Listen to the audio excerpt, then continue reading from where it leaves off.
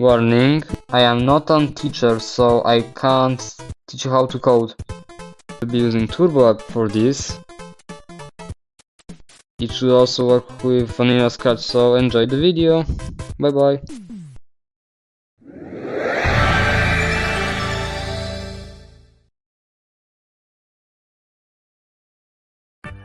I don't know why you have exactly find this, but okay. Scratch main part of coding is to drag and drop.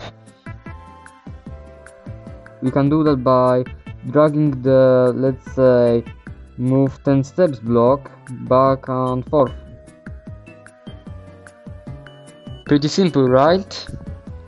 Yeah, I have more to show off today than this.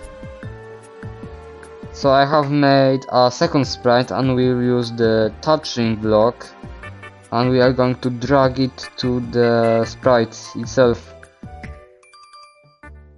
So going in it we should see an touching button 1 sprite. Cool.